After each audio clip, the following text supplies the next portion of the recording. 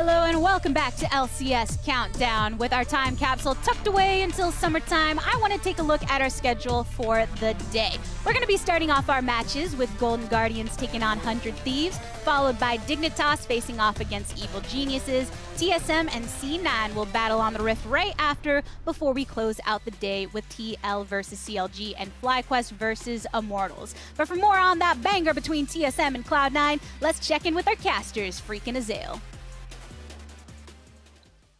Thank you very much, Gabby. Yeah, it's going to be exciting here. We've got a banger, as you mentioned, I think rightly put here, especially when you focus on the mid lane matchup between these teams. Power of Evil versus Perks is sure to be a fireworks show. Yeah, it should be really, really exciting. These guys are two of the three that most people have ranked at the top of the table for mid laners, them alongside Jensen. We already got to see Perks versus Jensen yesterday, and Perks did not perform as well as some people were expecting. Perks has been getting better and better throughout his time in the LCS. You look to lock in all the way up till now. He's been getting solo kills and 1v1s, playing really aggressive, and it feels like he is finally coming into his own here in the LCS, playing like the player that was expected. And then Power of Evil on the other side of the table, I would say one of the most consistent mid laners over the last couple of years here in the LCS, helping to lead FlyQuest towards back-to-back finals, playing really well here on TSM. And it's interesting matchup because they have two pretty different styles, right? You have Perks, who has been going more towards these aggressive picks, the LeBlanc, the Aurelia, looking to really attack you in lane, create advantages there, where PoE has been moving and trending more towards, these control mages and the Victor and playing for the late game and more about that scaling style. So it will be interesting to see them two clash and really find out who's going to come out on top. It'll be fun, and of course this game matters a lot for standings here as well. When you think about the fact that Cloud9 had that rough game yesterday, like they're looking to rebound. Exactly. I mean, they've got to bounce back from that. They want to maintain their first seed, of course, and TSM, it's a very important win for them because there's so many teams tied around that 9-8 win mark, and they want to make sure that they are securing their upper bracket berth. All right, well, it's going to be a fun one. It's going to be certainly a new chapter, another chapter in the heavy tome of League history, and that's going to be soon. But ahead of Game 1, let's get to know Golden Guardians newbie. Creo que mínimo más de 2 veces he pensado en retirarme.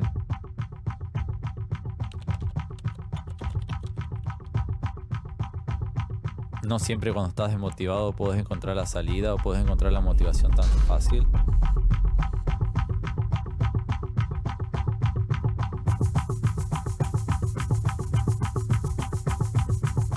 En verdad, para un competidor perder te duele el alma. Si en verdad valía la pena.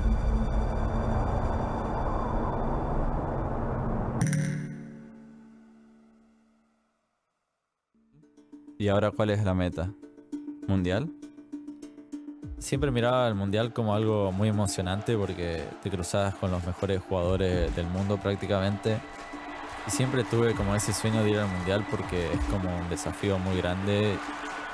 Creo que es el sueño para muchos latinoamericanos que fanean tanto a los equipos acá.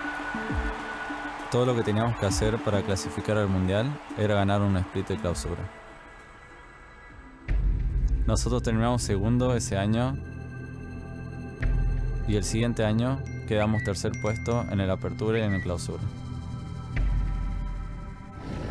Y ahí fue cuando entré a All Knights, que en verdad fue un equipo bastante bueno para mí.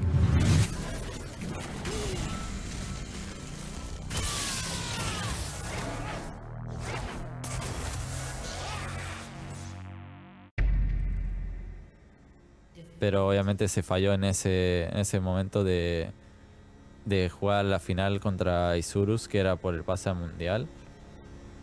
Trabajaste todo el split para ese pase al Mundial y perder y tener que volver a intentarlo todo de nuevo el próximo año. Estaba muy desmotivado también.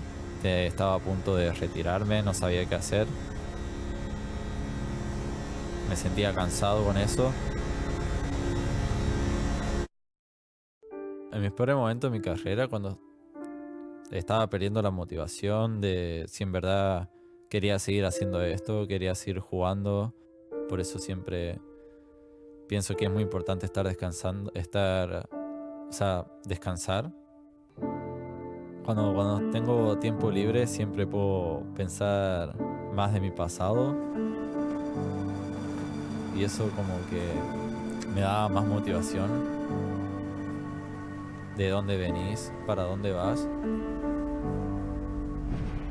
Siento que es muy importante para no perder la vista en la meta. Siempre pensé en mi carrera que obviamente perder es parte del proceso. La competición es así. Intentás sacar lo positivo de eso, intentás aprender, intentás crecer. Si bien he perdido mucho en mi carrera, también he ganado mucho. Siempre intento sacar lo mejor de las derrotas. Y nada, cuando llegó la propuesta de Golden Guardians, para mí me abrió muchas puertas en el sentido de no soy nadie acá, entonces es un desafío muy grande jugar acá contra los mejores jugadores. Me gustaría poder ganar y estar entre los mejores support. Todavía mi meta sigue siendo ir a un mundial, dejar como mi huella y representar bien a Latinoamérica.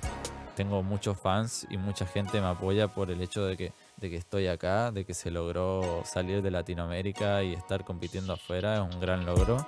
Entonces necesito que todos estén orgullosos de mí y estar haciendo las cosas bien acá.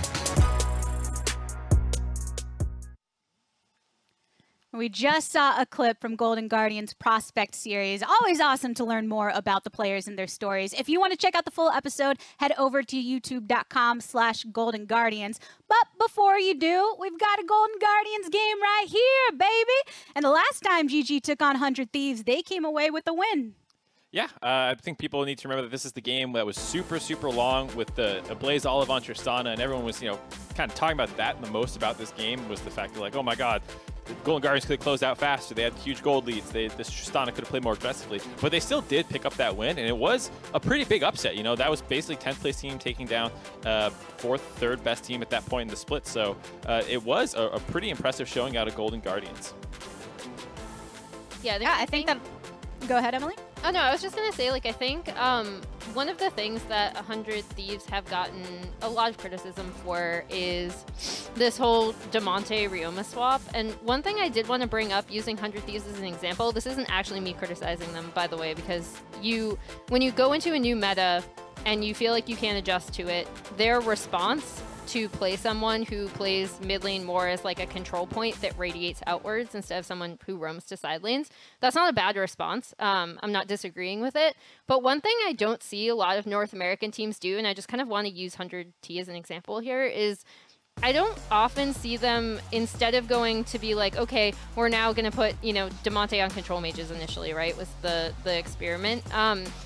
They could have just been like, okay, now you're gonna play maybe something that fits better, like, I don't know, mid lane Scion or mid lane Rumble, or just look at whatever Doinby is playing over in LPL. Like, I think a lot of the best LPL and LCK and LEC teams, what they sometimes do is just double down. So, and I'm not saying you don't change something, but you basically change it to fit how your players are or what your players really like to do. And again, this isn't me like flaming 100T for bringing in Ryoma. I don't think Ryoma is responsible for their losses. I think it's a perfectly good response to what you want to do. But in the future, I would really like to see North American teams kind of experiment with, just being like, okay, now we're going to find you different picks that also suit this meta, but suit our play style additionally. 100% agree, Emily. I think just because the meta shifts doesn't mean you need to completely shift with it. I think 100 Thieves had a really clear identity, right? We had really strong side lanes in Someday and FBI and Huhi. We had Damonte, who would play side lane roaming champions who would manage to get them ahead. They had really good objective control, with Closer having the highest first dragon percentage in the league, and I don't like that they've thrown that away.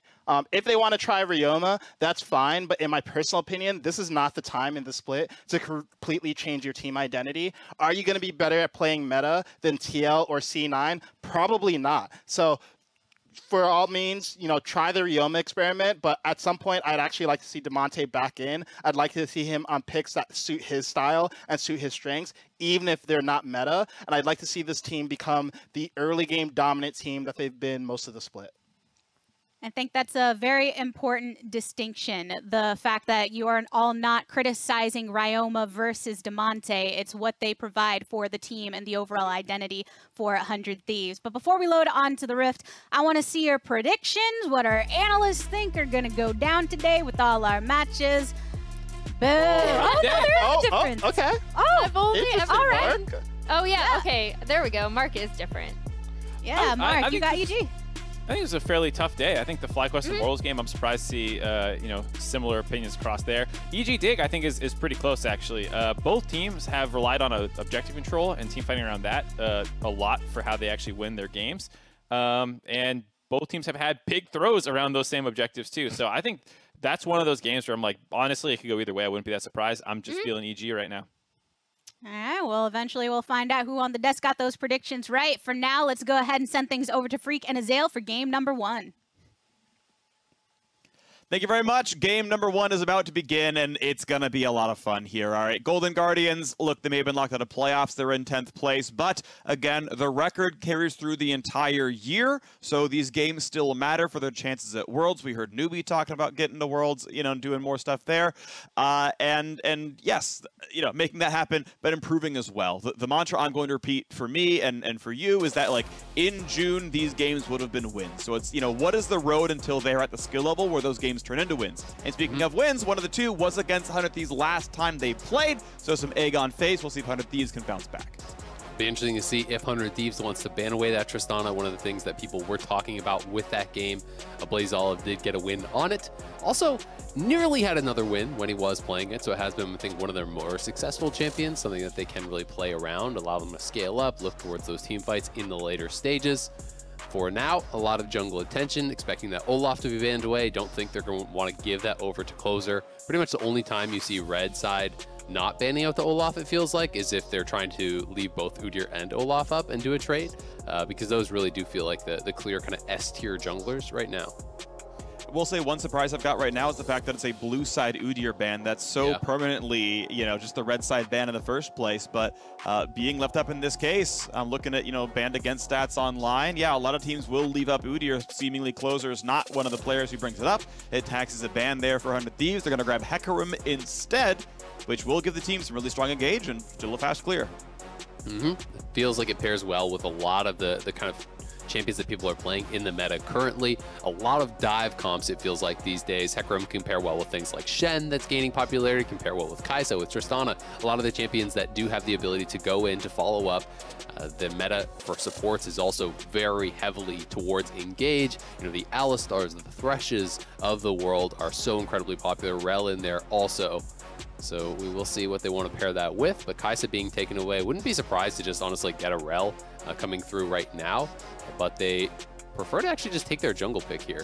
I generally like holding your jungle pick to the next round if there's something that you think might be contested, because jungle feels like such a wide open pool and you are going to give up the Rel there. The advantage, of course, of picking it here is that you get to see more of what your opponents are doing and then potentially get some sort of a lane counter. So if you want to answer the Rel, you could go towards a Janna or Morgana or whatever else you want to look towards, but Rel is just so high value, and honestly, we haven't really seen the answers, so to speak, like Janna, really work out. And you can argue that it's just execution, but very clearly Rel has been doing well in pretty much all games. So they are going to go Rakan here, which does feel like you're going to be pretty far on the back foot. It will be some very powerful engage for the team fighting, giving away in for Kai'Sa, being able to follow up on any sort of Skarner picks. But I do think that the 2v2 feels pretty heavily in the favor of the Tristana as well as this Rel, assuming that the Tristana isn't going mid. So definitely interesting to see, as you mentioned, Golden Guardians grabbing Skarner early when it wasn't under, any constraints, saying, well, we want to make sure we get counterpick there. Maybe they were expecting mid lane to be the option, The thought was, they could grab Rel here and then be countered, but Rel doesn't seem to have that many bad matchups and, still holding mid, but not willing to suffer more jungle bans maybe. Either way, this is their death they've got. Both teams have bot lanes, both teams have jungles. Golden Guardians are going to be the first to pick a solo lane, and then they get counterpick as well. We'll see if that goes to a Blaze, Olive, or Niles. Right now, though, Aurelia is off the table. I think 100 Thieves thinking about what's Rama's pool, what's he likely to play. Is he the one getting counterpicked? That's probably true. So Aurelia's going to counter what I'm probably going to play. Okay, we think you're going to play Azir. Aurelia's a good matchup, so Azir's off the table now as well. Yeah, taking that out, taking out the Gragas top, very likely for someday. Perhaps worried about something there, which could mean that they are looking towards a top lane last pick, trying to get a counter. Because Gragas honestly doesn't really have any counters in lane right now. He feels like, yes, there are some matchups where you have to give up a bit, but because of his passive, you just put a couple points in W, even in those tough matchups, and you can sustain very well through that. Niles getting targeted a bit more here with the GP ban. So they've banned out the Azir, they take away the Orianna. Those are the two champions that Ryoma has shown in the LCS thus far. Of course, he can play more than that, you know, mostly sticks towards those control mages, but did play 2 games of Lucian in Academy this split as well. So that is always going to be an option. Shen, I love the pairing. I mentioned that when the Hecarim did get locked in. I think it's a good blind pick as well. And Sylas, there's a lot of good ults to actually steal here. So Sylas mid, you can take the Orianna ult. Rakan ult is one of the best ones that you can actually steal. The Skarner ultimate is fairly powerful there as well. So already, I'm liking this 100 Thieves draft quite a lot with the GP banned out. You have to get, you know, pretty off meta, I feel like, to actually counter Shen from here. Pantheon doesn't feel like it's it to me. You can go Pantheon, but I feel like Shen can actually deal well with this matchup. And when you're going to go Pantheon, you have to then have your jungler up there, right? They did one Pantheon top game earlier, and it was more in kind of what I consider to be a more advantageous Pantheon matchup. And Iconic literally just never ganked. He never went up there, and it ended up actually being Niles getting picked on because he was trying to play aggressive. He was trying to play in his opponent's face. And I do think if you want to go Pantheon, you have to play towards that lane. You have to try to get him to have priority so that he has freedom to then move, right? If he's locked under his turret, he can't be ulting mid lane. He can't be moving around the map and 2v2ing with his jungler. We've got to see a good pairing here from Niles and Iconic, I think, if they want this to be effective, because this is a very snowbally pick that can look pretty worthless if you are behind. And over on the other side, you know, Shen is going to be valuable even behind, ahead. You just always are a strong champion. Yeah, that ult's great, and it doesn't scale off anything but your level. So as long as you get 11 or 6 or whatever, that ult's full value and you're ready to go. The taunt's going to be the same duration no matter what. It'll be fun to watch for. One thing I want to point out in this game is it's Ryoma's first time getting to counterpick his lane. His first 2 games under Thieves were both losses. He didn't look very good. We're not saying it's specifically his fault that he's the reason they lost, but he didn't look good in losses. This will be his 3rd game on the starting roster in the LCS, and this time he gets to react to the mid lane pick instead of having to blind the champion in his role. So I'm expecting to see better things out of him. As you mentioned earlier, there are a lot of good options here for Sylas to steal, so more hopeful there on top of it. And we are going to be onto the Rift, looking at this 5-on-5 here. 100 Thieves hoping to keep that battle going. They would love to have an upper bracket berth in the playoffs, but that means you got to finish top 4. And look, 2nd through 6th are all within 1 game of each other, 100 Thieves included. It's going to be a pretty important game here for them. And also for Ryoma, because like you said, you know, he hasn't played particularly bad. He hasn't played particularly good. I don't think it's fair to blame him for the losses by any means, but it does feel like if you come in and you go 0-3, including another loss here against Golden Guardians, then maybe the Ryoma experiment ends, right? And if that's me, I'm feeling some pressure to get a win here against one of these teams that is at the bottom end of the table. And we'll see if he's going to be able to show up here. As you said, did get the counter pick, is going to be going fleet, pretty standard stuff, just trying to withstand the pressure from this melee versus ranged matchup early on, and then utilize, you know, a lot of that skirmishing power that he's going to have, and some of these really powerful ultimates that he can steal in order to help dive with, you know, really they have a 4-man dive squad here, and Tristana who can follow it up. I mean, if you steal away the Rakan ultimate, you have Hecarim, Shen combo going in, Rel to follow that up, you have a potential stolen Rakan ultimate with Sylas flying in. That is a tremendous amount of engage, and a Blaze Olive and Stixxay are going to have to play really safe. All right, well, Niles waiting for the shield to pop out. Finally gets the couple of autos in. Conqueror's on, gets 1 grasp back, gets an extra Q. Pretty good damage overall. We'll see when the next sets of cooldowns come back. Someday has grasp yet again, but another empowered Q. And Niles, nice play right there. Yeah, Someday took the greedy path into lane. Niles with an aggressive ward in the river spotted the route in and gets a nice trade. Yeah, that is really well done there by Niles. That's the kind of start you do want, as you said, getting multiple Qs out there. Of course, just using the Q tap instead of actually a thrown spear to get the cooldown refund, as he was connecting there. And Someday now going to be on the back foot here already. Of course, when you are pushing, that is when you have to do be pretty worried about potential ganks. It is Hecarim, so you can play it safe, but Niles still feeling confident. Niles, listen, confident not only in this lane, confident in his team. Listen, math doesn't matter, all right? It's just numbers. Niles going to fight you no matter what. and he's going to try to make that win anyway.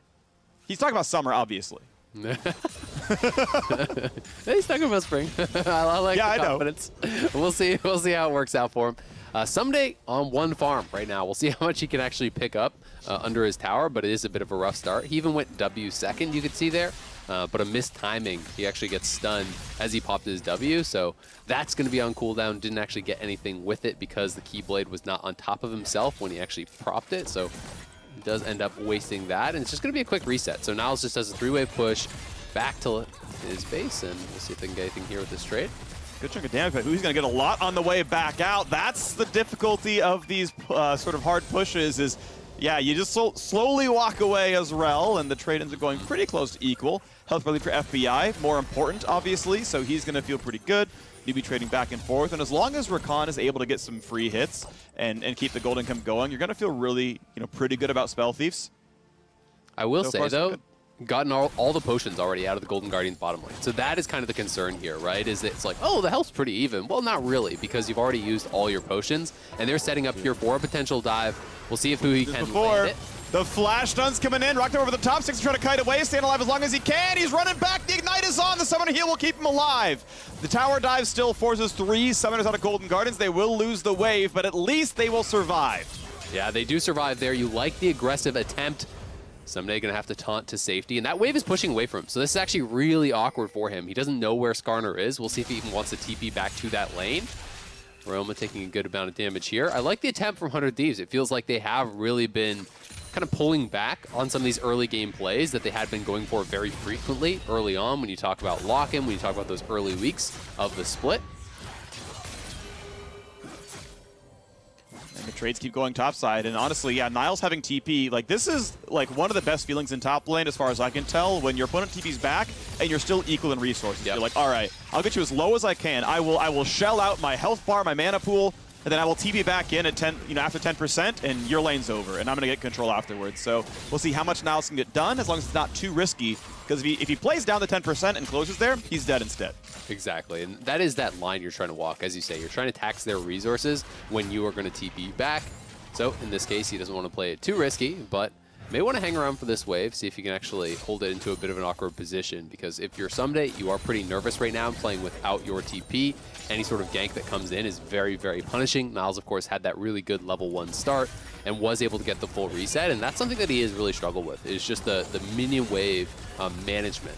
Is at times he has been trying to push and the wave is getting stalled out, he's not winning by enough, and he kind of gets into these awkward spots where he's not sure if he should reset, he's not sure if he should try to push it out, and that's where he's often having a lot of his deaths, is to actually jungle attention due to improper wave management, but getting pretty low here, and likely will be forced to now use that recall. Skarner is going to be spotted on a ward over by those Krugs, so 100 Thieves will have full information here, and Someday should be able to push this out and then just get out of there. We'll see if there's an aggressive TP coming in from Niles to try to freeze that wave. But the wave should push back, actually. It looks like it's stacked enough that I think it'll be fine for Someday.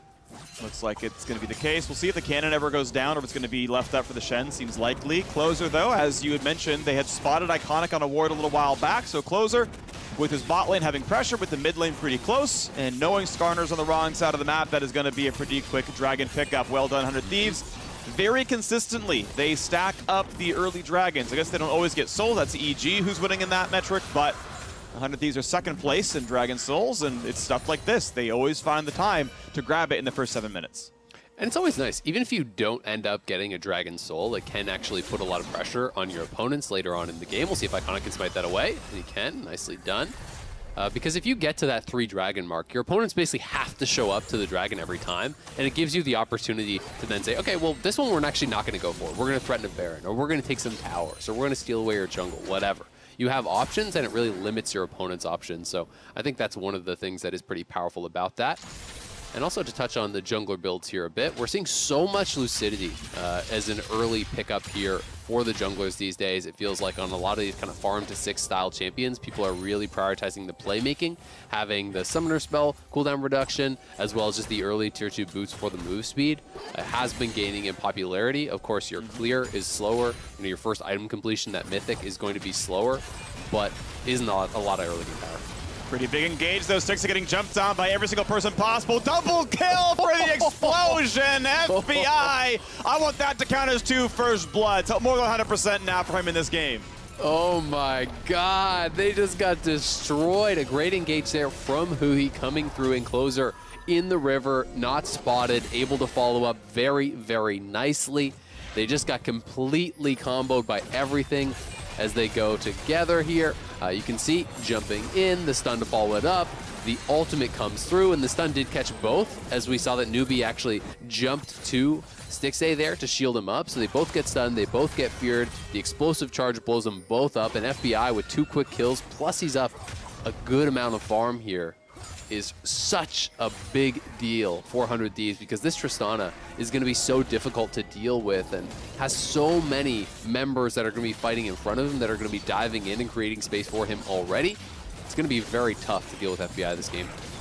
It's good to revisit, though, the spot. You can see the flash still coming back up for Stixay. It was burned from the earlier tower dive about 4 minutes ago, and they came back. There's no way to dodge it. Maybe some egg on Stixay's face for allowing Huhi to just walk up and press W. It wasn't like it was a flash play. He just crashed down. It's like, you can't just take those hits, so maybe a mistake on the one side, but still good of them to get the 3v2, good of them to get the kills. You can see a 600 gold lead right now to 100 Thieves. The farm has been going the way of Golden Guardians. You can see more camps for Iconic, more farm for Niles, more farm for Ablaze Olive. That's all going nicely, but who cares? Tristana's got 2 kills and a CS lead.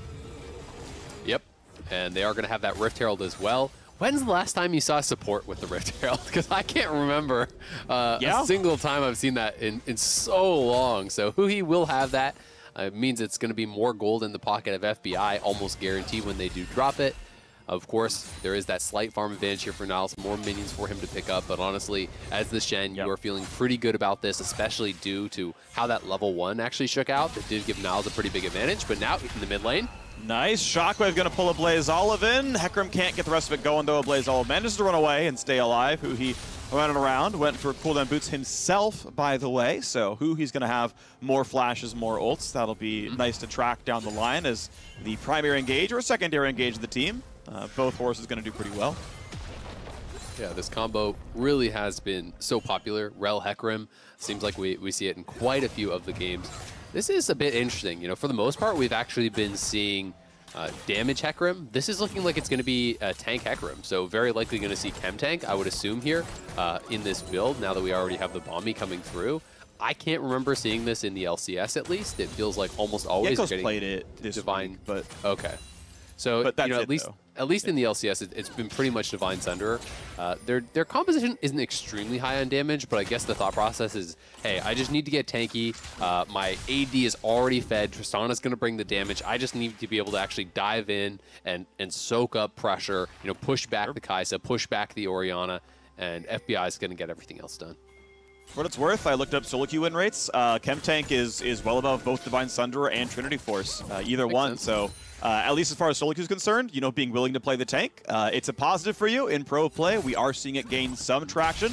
So yeah, I mean, good on closer to kind of keep up with the builds. I mean, Chem Tank is like 3rd most popular mythic for him, so it's the new emerging build. It's not the common one, but I think it's a good one. They've got plenty of tanks, don't get me wrong, but it's not like Tristan, Silas can't do damage in fights, so here comes the Herald summon. They've got the first plate down already, but they've got to wait for the wave. This won't kill the turret, but it will mean some more damage. FBI should get his share because he tagged the turret recently, and we'll see if they can knock down the rest of it over the next 2.5 minutes. Otherwise, someday, -8 CS topside, yeah, that feels completely fine. You're Shen. Exactly, and Niles hasn't used an ultimate yet this game, really. You know, so that's kind of what you want to get done when you're playing Pantheon. You know, it's not as bad as old Pantheon because you are going to have, you know, your shield to be able to block damage after you go in. You're always going to have the point and click stun, so there is some utility there. But generally speaking, you play this champion to try to bully lanes and then get out of lane and roam, right, to be able to attack the enemy mid laner. But they haven't really been able to do that whatsoever, so we'll see if they can find engages and really be successful with here later on. And 100 Thieves going to be starting up another dragon. We know this was the hope for Golden Guardians here, right? We heard from Anero a few days ago. He's like, look, I don't care if they lose. I want them to go down fighting, though. I don't want the game where they're like, well, we did nothing and our Nexus died. Like, he wants to see plays that I mean, he wants to see ones that work out, but even plays that, you know, just barely don't, where it's like, well, with more practice, that was going to be a win. And you say, look, and, you know, in a couple of weeks' time, a couple months' time, we would have had the experience that this would have been a victory instead of us rolling over. But a Pantheon who is only in lane, like that is the opposite of what you want to see. You do want to see him get the plays. We know he has lane pressure. Want to see that dive onto the Sylas, something that, you know, happened cross-map. Find the Rakan engage, find the Skarner to come along with. They've got the tools for it. Just need to see him pull the trigger. Meanwhile, 100 Thieves on 2 Dragons, on 1,000 gold, on the way to a victory. Yeah, looking good thus far. Of course, Kai'Sa scales well, Orianna scales well. There's still powerful engage and pick tools with Rakan and the Skarner, as well as the ability to maybe catch someone on the side lane with that Pantheon. So it's not all doom and gloom. There are 4 Golden Guardians, but it does feel like 100 Thieves are playing the game at the pace that they want. They've gotten all the neutral objectives. They have 2 kills on their carry. You know, he is quite far ahead of Stixxay at this point, is going to be able to get the first tower gold here solo, putting him even further ahead of Stixxay on that Kai'Sa, so that is a pretty big concern. I also just think in general, Tristana is probably the easiest marksman to actually play from an advantage. It feels like because you have so much range, because you have self-peel, it's not like you're playing a Lucian from ahead where, you know, you're at this medium short range and really at danger of getting taken out. It feels generally easy to still interest. Ryoma forcing the flash away from Blaze Olive. That shotgun would have guaranteed the Rel stun and probably a death afterwards. So nicely done, Ryoma. He is down CS, but he's at least forcing flashes from the opposition. Yep, putting on a little bit of pressure there. Blaze Olive, though, is farming at a very good rate. 155 farm at 14 minutes. Really nice to see that. It does just feel like people are just getting better and better at having these really high farm marks, and you can see people are taking, you know, enemy Raptors away when they have pressure and things like that to really accelerate their farm. Because it does feel funny to see that someone is, you know, 132 CS at 14 minutes. That's not bad, and you're down 30. it's weird, right? It's weird to think about that. If you tell someone, oh, well, he was down 30 CS at 14 minutes, that sounds terrible. But in this case, he's farmed pretty well. It's just that his opponent has farmed exceptionally. Yeah, and I mean, some of this is, you know, no pressure on the Orianna. So here we go. Niles going to be battling with Closer a bit in the top side, get some damage back. Some days here, though, as well. And Niles, not going to get taunted, but he's still going to drop. Doesn't burn the flash, get away. Figured Closer will still get the chase regardless. He was holding on to the ulti on Hecarim the entire time, so good to not burn the longer cooldown. But it's kill number 3 for 100 Thieves, and Golden Guardians have yet to make their proactive play this game. Yep, haven't really taken any swings just yet, just content to farm it out, but they are falling further and further behind now. Down 2k gold and looking for a play here. Shockwave is a setup, suppression coming across as well. Hard dive coming on both sides. Shen over the top more likely as well as a 2 for nothing. The brush camp does nothing at all. It's 100 Thieves 5-0. Yeah, 5-0 now at this point. The Mythics are coming through. You can see Closer. He's got his chem tank, and he is playing phase rush as well. So all about the move speed here. Ghost, Lucidity, move speed on the Mythic, move speed with the runes here, all about that playmaking, and their engage just feels so much more powerful, honestly, than when you're looking over at the other side. You know, newbie going in here, when you are playing Spell Thieves and you're not playing Aftershock, you are very squishy on these engages, and if you get locked down, you're pretty much just dead. No real way out here for Niles, can't burst down the Hecarim, who is playing tank, can't escape him, he's playing phase rush, and as you said, was holding on to the ultimate the entire time, so really no use in even trying to flash.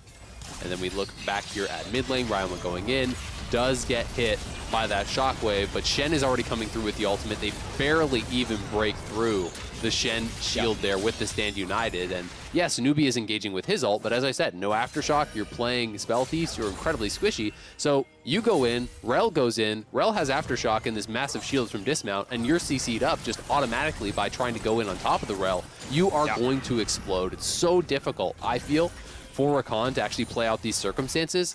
You almost can't peel for your AD at all, or for your mid laner at all, because if you shield them, you're into the Rel ultimate, you're into the stun. That's a tough one right here. Gordrinker now done for Niles, so the Pantheon can frontline a little bit longer. But ultimately, it's really all on Stixxay and a Blaze Olive in a real team fight. The Seraphs will be done soonish for the Orianna. We're only on 1 Mythic, though, for Stixxay with a completed Phantom Dancer on FBI. Like, the team fight power is online for 100 Thieves. The tanks all have their Mythics saved for Huhi. This is going to be a very easy forward motion for 100 Thieves right now. PD's such a strong second item here, especially with the ability to actually just stack that up on minions. Very easy to have that prep before fights. Very easy to be targeting things like that tank Skarner as well, and he's going to have an incredible amount of DPS. They have mid lane priority there, drop the Herald. They can move towards this potential third dragon, as Golden Guardians will be pushed back, and it's hard to really see a way in right now for Golden Guardians. They're just kind of slowly bleeding out, down over 4,000 gold now. Looks like they will not be contesting for this dragon, but they're not really getting anything for it, because Shen is actually still staying up top lane, should be able to defend that tower. Sylas is pushing out bot lane. It's not as though 100 Thieves have 5 members at the dragon and are losing turrets for it. Nope, but we're pretty soon going to see ourselves a Dragon Soul at 23 minutes and then a Baron setup, and then the Nexus falling maybe afterwards unless we see something else come out of Golden Guardians. Unfortunately, the one fight they had was with Niles dead and Stixxay on the other lane. They tried to Orianna, Skarner, Rakan a Sylas with a Shen ult on. That's just not going to be a kill, and need to see the next try. Need to see Golden Guardians get a kill on the board someplace other than inside their base. See if they can make that one happen as the item's still coming through. Eventually, Collector will be done for Stixxay. That'll be valuable for that play. But Niles needs to find one of the letters on his keyboard. Yeah, my concern here is that it's already too late. You know, you're down 4,000 gold, so everyone has a QSS that really needs to worry about it. Maybe you can burst down Ryoma or something. But if you're not actually going for the Tryst, it feels like really hard to actually win a team fight. There's 3 QSSs. And you have such a massive front line and a huge gold lead. All right, Iconic pulls FBI, who QSS and gets away. Now engaged, continues in the backside of the pit. Stixxay forced to flash away after ulting backwards. The team will disengage. Golden Guardian stays alive, but easy cooldown use for 100 Thieves, gets him away, and with a health bar lead. Maybe there's some sort of window where you can try to punish not having a QSS, but the problem is they used flash ulti on the Rakan there. They used a lot of their tools. Still yet to see an ultimate, I think, the entire game from Niles, closing in on 20 minutes now at this point, and 100 Thieves are just willing to continue putting on the pressure. You know, they are less cooldown reliant and also spent less cooldowns in that previous fight. If you can't get to Tristana with your Skarner ult, with the Rakan ult, there's no winning a fight. They know that, and they are going to push forward. They have experience advantages, they have item advantages, they have cooldown advantages at this point, and Golden Guardians are just really getting run over so far. Someday aggressive, doesn't go for the taunt just yet. There's enough defense for Golden Guardians, but now the flash shockwave catches FBI, flashes away from the knockup. How about the re-engage? Will it be any more? Panther trying to walk into range. Huge engage for Rel, and the follow-ups there on top. Beautifully done for nothing, and Niles is just there too late. Summoner TP comes in, not gonna find anything else. The ace out of the turret, the Bud Light ace for 100 Thieves. FBI dies in the end. Once again, prevented from a perfect game versus Golden Guardians. Good guy FBI, but an easy recall to set up back on the map. Yeah, they are just dominating. The Bud Light ace coming through here. Let's watch it one more time. They knew so many cooldowns were missing. Ablaze Olive does hit the shockwave, but the re-engage was enormous. Huhi over the wall, flash WR, pulling them all in, locking them up with the Attract Repel stun to follow that up. The Hecarim Fear over top. The Shen stand united, the taunt, everything is there. And they just completely demolish them. Luckily, at the very least, FBI died to the tower. So perfect game no longer on the table here. But 100 Thieves are just playing such a dominant game. It's not going to get any easier here for Golden Guardians. It's like they didn't even try to make a play before all the luxury items came through, you know? It felt like the first Skarner ultimates we're seeing in the game, the entire team already has QSS. Yeah, basically true, honestly. Here we go. Pantheon don't come over for someday. Bit of damage here out of Stixxay. Putting the autos across. They're going to find that stun. He's got flash. It's not going to matter. There we go. We could have seen that one 15 minutes ago, and it might have been a different look, but at least a kill is on the board of their own volition. Ryoma pushing down the bottom side. Mid lane being cleared. That'll be a turret trade plus the unanswered kill. Golden Guardians slightly sneaking back in. Ryoma, so far so good. 8-stack Magi's on this. Good play there in the side lanes. They will get a kill. They will get a tower. They're going to need a lot more of that if they want to try to sneak their way back into this game. But 100 Thieves was answering on the bottom side. They're setting up around Baron. Look at all their vision in the blue side jungle of Golden Guardians as well. There's 3 pink wards over there. They are ready for this soul. When you look over at Golden Guardians' team and you think about Pantheon and Orianna and Rakan, it's kind of this one-punch team fight where they're trying to hard engage and blow someone up instantly.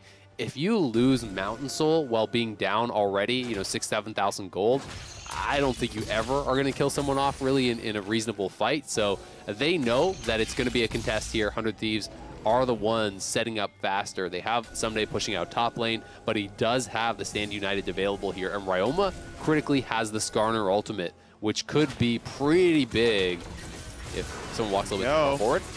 Closer gets stunned, though, still looking for Newbie. Not going to find the engages, but keep in mind, Ryoma has a Skarner ulti, as you mentioned. Now it's going to be the backwards push for Stixxay. Still going to drop him. FBI gets the kill. The pullback suppression onto Someday. He does not have QSS, and they will find another kill. But it's a 2-for-1 in favor of 100 Thieves, and that means they get to walk at this dragon and claim a 23-minute Mountain Soul. Yep, with Stixxay down, not really anything they can do. I mean, they're moving up towards the Baron, but without Kai'Sa, there's no world in which you can actually threaten that. So 100 Thieves doesn't even have to be worried. There's no way you can actually DPS that down quickly enough. This was a pretty big force here for 100 Thieves, but they knew they were far enough ahead to really get away with it. Closer just going straight towards Stixxay, gets back to him, ulti, Fear, Stand United over top. Good CC layering out of the Fear with the taunt. Yes, Someday gets ulted into the tower and does get taken down, but the stolen Skarner ultimate gets a kill at the same time. And again, 100 Thieves coming out way ahead here, up even more gold, Mountain Soul in their pockets. They can look to threaten Baron, they can play side lanes, and really, they can close out this game however they want. Yeah, credit 100 Thieves for a good fight. Do want to shout out Iconic for target selection, realizing the only QSS targets are Sylas and Shen. And as soon as he saw Shen ult on close, said, okay, I'm going to wait. Once we see Someday, I'll ult him and pull him across. That's the call. That's what he waited for, and at least they got one back. But yeah, it's minor victories in a game that is running headfirst towards defeat, as 100 Thieves are consistently getting more and more done. And here we go. Yeah, as you mentioned, luxury items, QSS still a 3 count right now. Otherwise, an armor stacked Shen's going to be comfy. And the Baron setup is beginning as they're going to start getting all the wards down and making sure that Golden Guardians don't have any of their own. Ryoma with a very confident build here, to be honest. The Magi's instead of the QSS when you are one of the few squishy members, but he has been snowballing. It feels like he can continue to do it. Golden Guardians looking to set a trap, but 100 Thieves just going topside. And Niles puts up the shield, takes no damage from Closer's charge, and easy enough escape. Iconic wants to go again, and again, Sylas can be the answer. Iconic doesn't want to go quite far enough. It would have been an overcommit, and falls back. Doesn't get the ulti out of Someday or anything else. Nearly found it, didn't want to burn the flash. Could have been an option. Decided not to, and maybe rightly so. But Thieves filtering back out, and someone's got to answer in the bot lane soon, as Someday has cleared that wave. It's also scary because Ryoma also had the Skarner ultimate, so if you flash in as Iconic, there's the possibility that he actually Skarner ults you first, and then it's an absolute disaster. Yes. But with Shen down in that bottom lane, with all the warding around the Baron, you can tell that their clear objective is to be threatening that Baron. FBI can push up here as people look to answer Someday down in that bottom lane. Closer Ryoma threatening the wraparound here. FBI steps up, knocks down the turret very easily. And if you send too many members down here to answer Someday, well, it's going to be a Baron take on the other side for 100 Thieves. And it looks like Golden Guardians are considering going over towards Someday, who is going to be a really, really tanky member. You know, unless you have the Orianna over there, he has so much armor, no one can really threaten any sort of burst down on him. And here we go. Baron taking a bunch of damage. Ryoma going to sit on the outside, still holding Skarner ulti. Can keep Iconic away from the pit to make smites almost impossible. Ryoma going to catch him on the outside. How's it feel? The sting, buddy. There we go. Knocking it down. And in a 5v4 without a jungler, they're going to start the Baron yet again. No defense possible. Golden Guardians might try in desperation in the 4v5 and hope that a miracle shockwave happens. Stixxay over the top, but he dives in for one. Here comes the rest. Shockwave comes in to help, but it's not going to be nearly enough. The charm, the runaway. Niles can't do much more than watch his team die. Goes for some.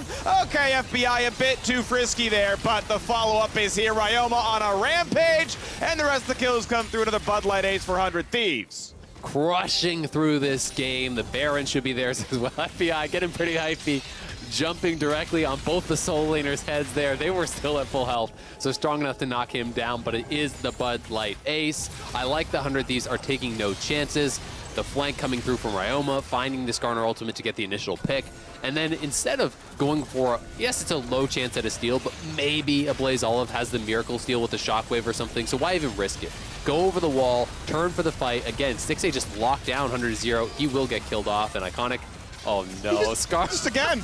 At least he can flash this time, but Ryoma's in the chase. Blue Smite gets the chains, and Ryoma is unstoppable. Finally, they knock down the Baron. He's going to need a QSS for his own ulti at this range. This is terrible. He's been killed more times with his ultimate than he has killed people with the ultimate. That just feels terrible.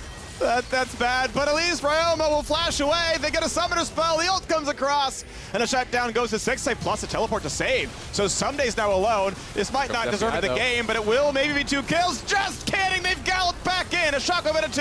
Stixxay already dead. Niles can find the damage for 1. How about the rest? FBI hitting, ult's back. Niles might just die. FBI just does so much damage, and Golden Guardians once again must run away. Closer's on the chase, doesn't find the charge though as it times out. Still on the run. A quick heal comes across, a charm and a runaway. Little defensive ult out of Newbie. Long term, a 2-for-2 fight, but Baron is on the table, and it's time, or the buff is on, I should say, and it's time to push down the base. Tristana just shreds these towers so fast at this point in the game. They have that bottom lane wave pushing in. They're going to take this middle inhibitor, could just head down towards bot if they want, but they're looking for the reset. Probably going to start preparing for the potential Elder Dragon here in 50 seconds. To really close things out. The IE has already come through. It's QSS plus stopwatch on FBI. You can see the QSS has also come through for Huhi. No, excuse me, he's had that for quite some time. So looking really good, all things 100 Thieves. Golden Guardians, I think their time in this game really has passed. Stixxay, he just needs too many items to be relevant. It feels like he's getting crowd controlled 100-0, but if you pit stop for a QSS, well, you don't really do any damage against the 3 frontliners on 100 Thieves, so you can't really hope to kill them.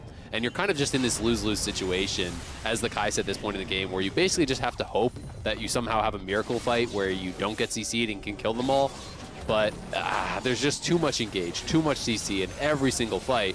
Stixxay is just getting absolutely destroyed by the hard engage, and Newbie's trying to counter engage and peel for him, but it's AoE CC. So the recon has just felt worthless. You know, you go for the counter engage and you just walk into the Rel ultimate, walk into the Hecarim fear, walk into the Rel stun, and just die with your teammate. And this was the matchup Golden Guardians wanted, right? They took the Skarner, Kai'Sa round 1, said, okay, go take Rel. We know you want to play it sometimes, Huhi. All right, cool. Rakan's the answer. Ooh, we lost lane? Ooh, unlucky.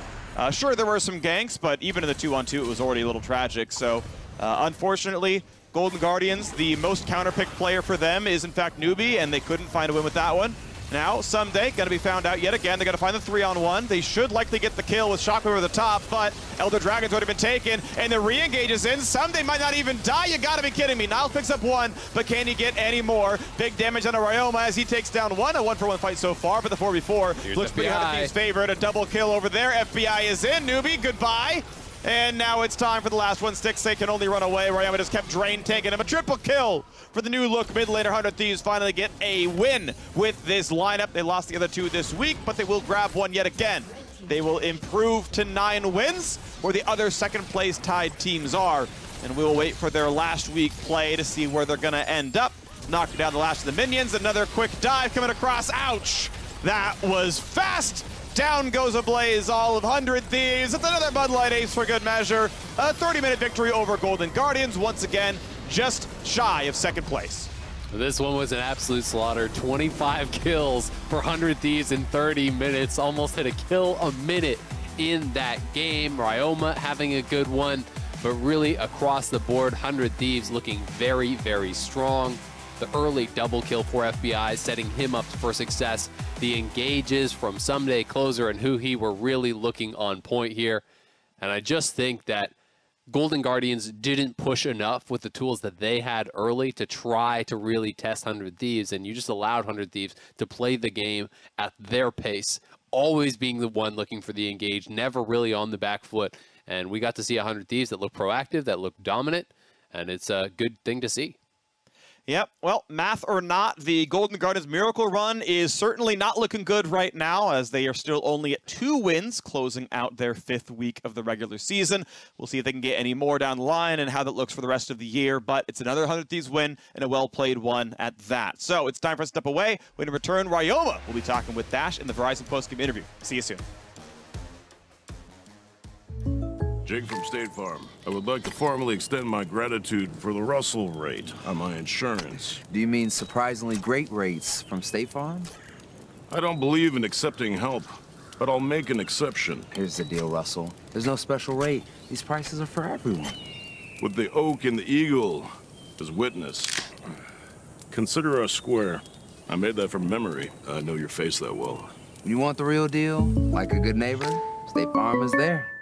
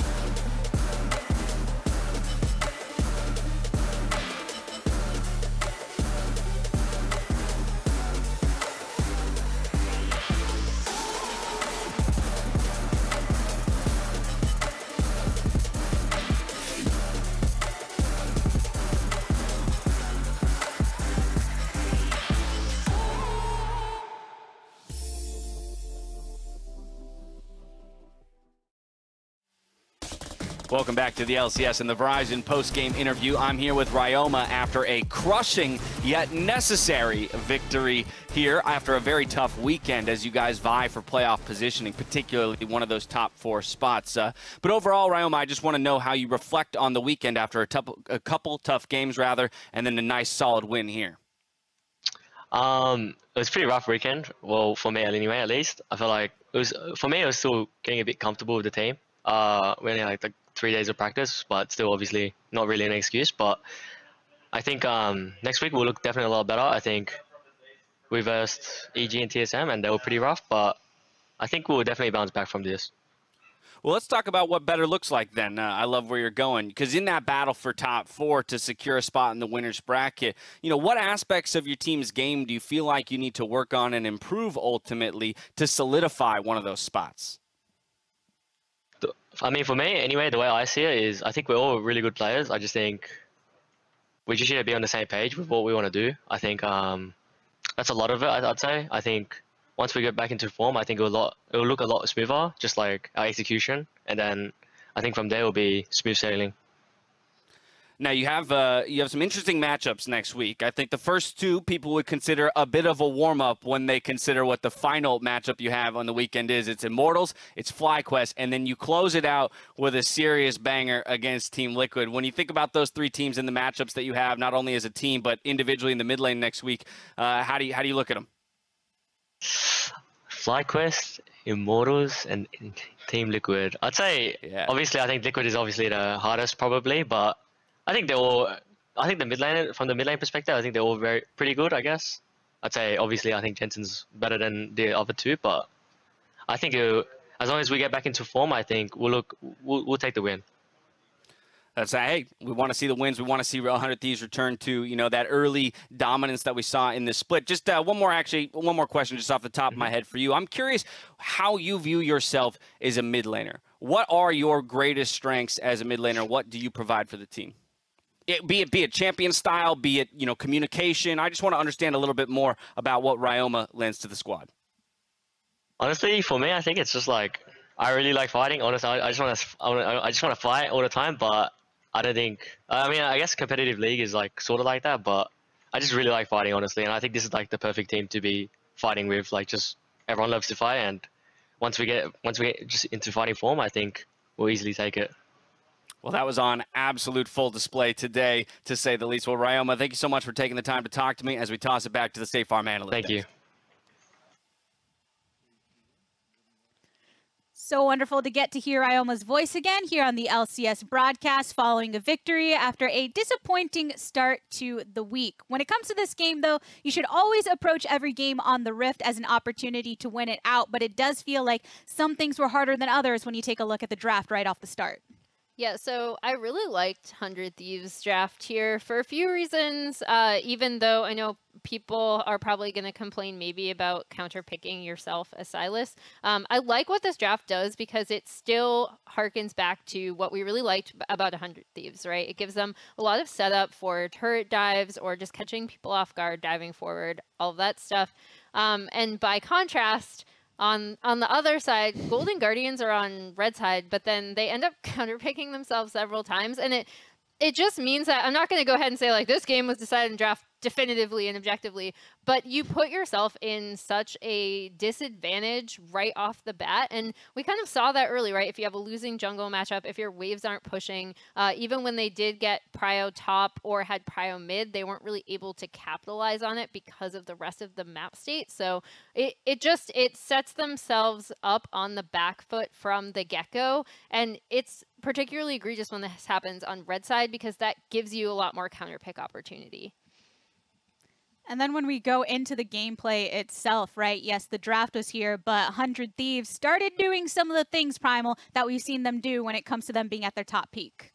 Yeah, and I felt good about it, you know, especially Closer's play early game. You know, this is a player who, when we talked about the power rankings, we noted that early game he's not doing a ton of ganking, he's not necessarily creating advantages for his team, but here he did the exact opposite, and he was creating decisive advantages for bot lane. Here we see a gank where he knows Skarner is going for Scuttle on the opposite side of the map, decides, okay, I'm just going to visit bot, blow some summoners, and then comes back later in the game, manages to snowball the game dramatically by getting a nice getting a nice gank with his ultimate up, and then he becomes a horse that's completely out of control for the rest of the game. I actually think Closer could have gone even harder from an itemization standpoint by looking for a Triforce or Divine Sunder over the Turbo Chem Tank, considering that he did have a Shen to ult him, and he had a Shen and a Rel to serve as a front line. But regardless, I think Closer played super well, and this is a really, really good look that I'd like to see him maintain against some of the better teams. The entire team as well. I just like how many options they have for engagement and scrapping and fighting and over-indexing in that a little bit even right now. I mean, someday on Shen, he's usually been playing Renekton and laners that can kind of function on their own and usually win the lane. You know, here it's weak side teleporting in, which is giving them more opportunities for playmaking. That's what I want to see. And I mean, there was a lot of killing that went on this game for, you know, viewer discretion. You know, we're not showing any of that again, but you can just see how good this was of a comp for 100 Thieves. And I want to see them try a similar comp against the other top teams that they have been struggling against recently. Lots of engage, bot lane having the strength that it has. That's what you want to see from the 100 Thieves side going forward. We're going to go ahead and head into a quick break of our own, but on the other side, it's Dignitas taking on Evil Geniuses. We'll see you there. It's an ambush gone wrong in this assist of the day presented by State Farm. 100 Thieves were looking to engage on Dignitas by attacking from all sides. As he rounded the corner to engage, it was something he rarely regretted. With Cloud Soul, it's certainly doable someday. Wants to find the backline, he's going to go in for it, finds Seraphine, big damage, Dardoch finds one, trader right back away. And now the 4v4 continues, the move speed there. 400 Thieves, they chase in a Fake God, burns the stopwatch. Someday, Gigantic on the front line, finds the kill on a Soligo, gets Afro Moo as well.